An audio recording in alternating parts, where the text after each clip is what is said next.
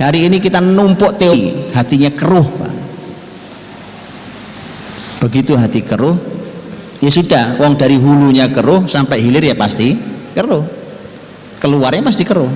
Bapak Ibu tahu apa yang membuat keruh hati? Yang membuat keruh hati adalah harta, dunia. Harta halal saja bisa menjadi keruh, apalagi harta yang syubhat dan haram. Harta halal tuh, Pak, bisa membuat keruh harta, apalagi yang syubhat dan haram. Maka harus sangat hati-hati, Pak. Karena kalau keruh nih, Pak, jiwanya keruh, pokoknya guru, saya mohon maaf sekali lagi, guru, orang tua, sama saja, nanti akan hanya menularkan hal, mengirimkan yang keruh-keruh tadi itu. Orang tua nyekolahkan kemana sampai kemana-mana sekolahnya, wong tujuannya cuma nyari duit. Kamu sekolah sana tujuannya apa? Tujuannya biar nanti kerja, dapat kerja bagus. Yang sekolah di sini, yang kuliah di sini biasanya bagus-bagus kerjaannya. Itu salah niat.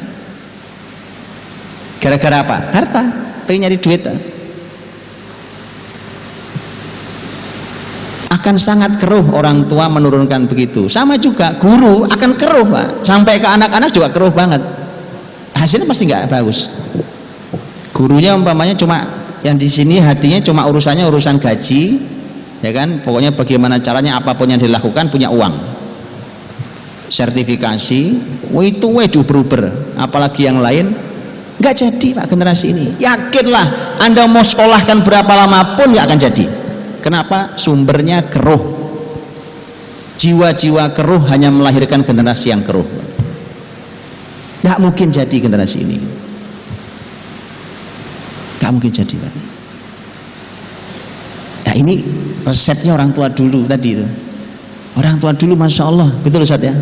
Dengan dunia apa? Ambisinya kayak gitu kan enggak? Ambisi orang tua dulu dengan dunia. Hari ini ambisi kita terhadap dunia ajaib. Nah, keruh itu teman-teman, Bapak Ibu, menjadi sangat berbahaya buat generasi ini. Nah, Nabi bersabda, ini sabda Nabi ini sabdanya ngeri, Pak. Ngeri tapi jarang yang ngeri, tapi mengerikan padahal.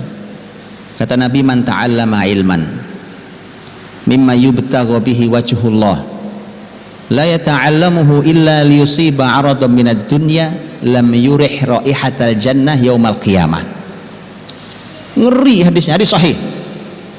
Ini hadis ngeri tapi jarang yang ngeri. Siapa yang belajar ilmu harusnya ikhlas karena Allah, tapi ternyata niatnya karena ingin mendapatkan dunia, betul kan? Betul kan? Kerja, uang, posisi, jabatan, ijazah, itu dunia apa akhirat? Dunia semua. Orang yang begitu niatnya, lam yurih raihatal jannah yaumal qiyamah, dia tidak akan pernah mencium aroma surga. Oh, buru-buru masuk surga, Pak, nyium aroma surga aja enggak.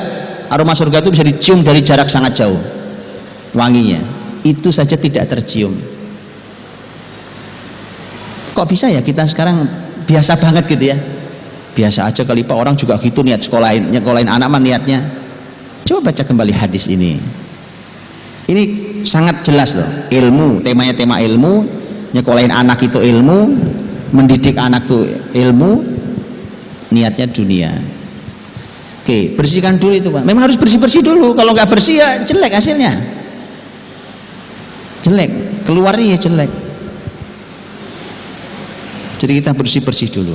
Oke, bersihkan lagi yang lain, yaitu masalah harta. Masalah harta, Pak Ibu. Insyaallah harta ini yang ngeri juga. Ada hadis Nabi tentang masalah harta ini. Lahmun nabata min suhtin fannaru aula bih. Daging yang tumbuh dari barang yang haram, neraka lebih layak baginya. Nah, terus gimana kalau anak kita suapi barang haram? Ini uang dibawa dari hasil yang haram, dari hasil yang syubhat, dibawa pulang ke rumah, kemudian dipakai jadi bajunya anak-anak, dikonsumsi, tumbuh badannya. Daging yang tumbuh dari barang yang haram. Makanya jadi generasi neraka. Bapak Ibu tahu neraka? Nggak ada enak-enaknya, Pak. yang panas, yang gelisah, yang sakit, yang mengeluh, itu neraka. Makanya jadi punya anak itu aja isinya. Hati-hati. Salah satu yang harus dibersihkan adalah urusan harta. Jadi Bapak Ibu, kalau orang tua mengambil harta yang haram itu tumbalnya anak. Tumbalnya mesti anak. Susah didik anak jadi soleh. Itu harta itu. Anda bisa menikmati, bisa keliling dunia, tapi tumbalnya anak-anak. Bahaya sekali. Lihat Rasul bersabda, hadis panjang riwayat ini disampaikan melalui jalur sahabat Nu'man bin Bashir.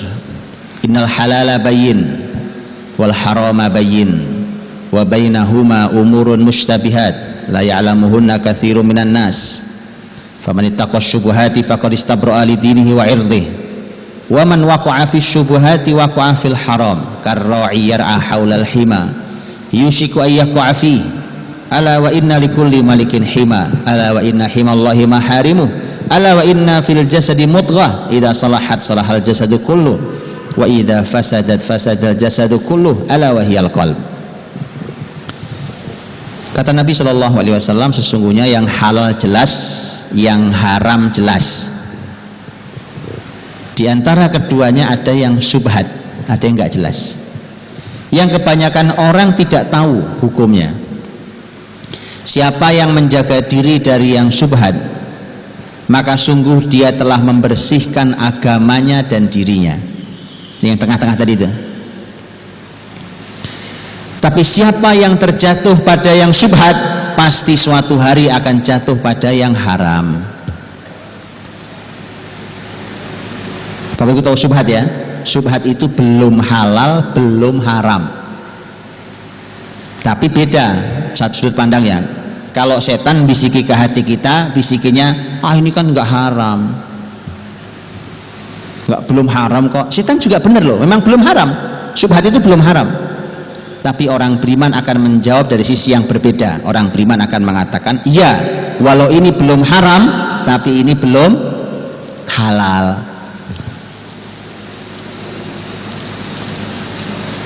Nah ini kata Nabi, siapa yang terjatuh pada yang syubhat pasti suatu hari ngambil yang haram. Pasti itu Pak, syubhat haram.